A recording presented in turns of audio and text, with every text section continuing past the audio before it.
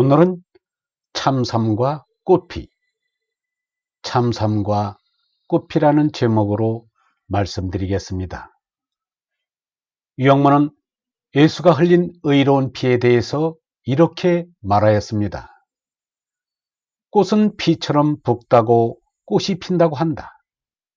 꽃은 자연의 피다. 사람의 피는 자연의 꽃이다.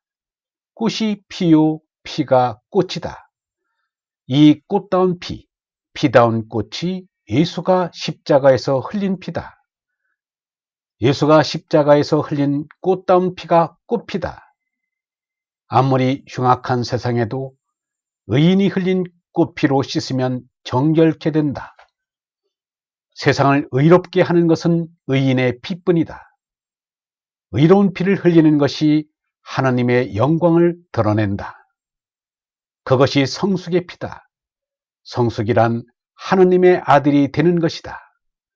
하느님 아들이란 몸의 죽음을 넘어선 어레나다. 진리를 깨닫는 것과 죽음을 넘어선다는 것은 같은 말이다. 죽음을 넘어서는 것은 미성년을 넘어서는 것이다. 지식에 사로잡힌 사람은 미성년이다. 진리와 성숙은 같은 말이다. 죽음과 깨달음도 같은 말이다. 유영모의 이 말은 예수가 십자가에서 죽으면서 흘린 보배로운 피만을 말하는 것이 아닙니다. 모든 의로운 피 흘림을 말하는 것입니다.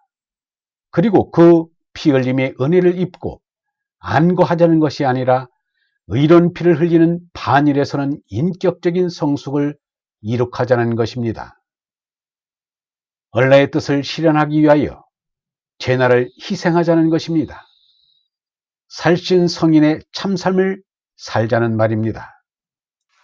인류의 역사는 탐진치의 수성의 각축적인 제나의 역사만이 아니고 진선미인 영성의 역사가 이어져 왔습니다.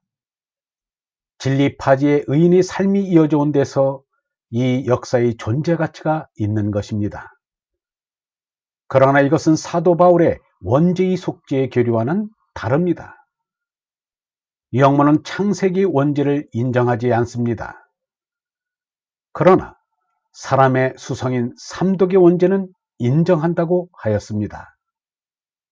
사람은 탐진치 삼독으로 잉태되었고 삼독으로 자라난다.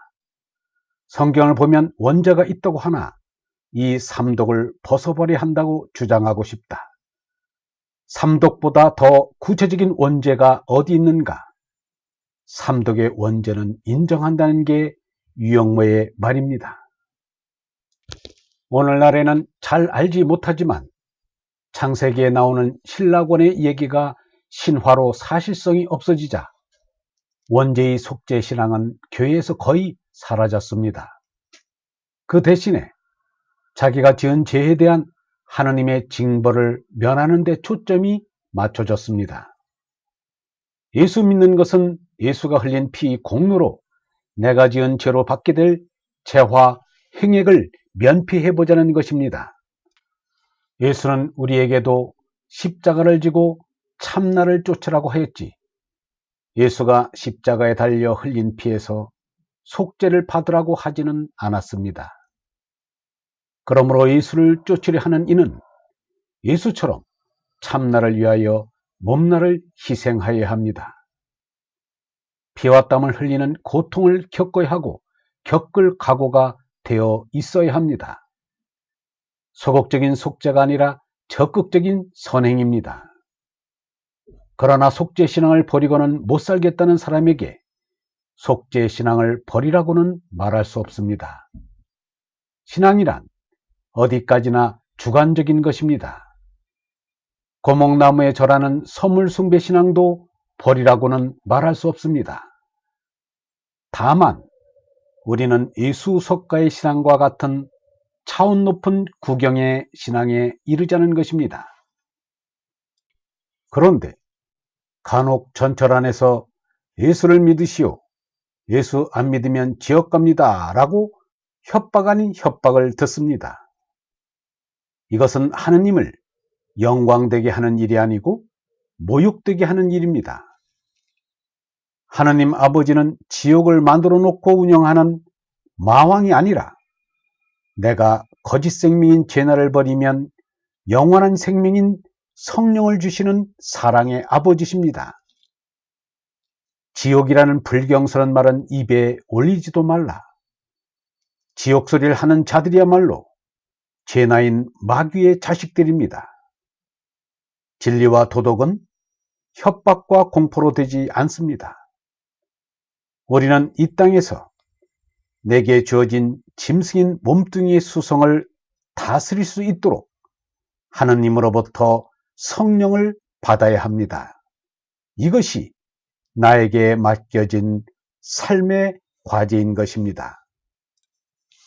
류영모는 이렇게 말하였습니다. 이 사람은 하느님의 존재를 바로 계신 자리에서 느낀다. 이 하느님밖에 다른 것은 없다. 무엇이 있다고 하면 어디 있는가 하는 것이 버릇이 되어 있다.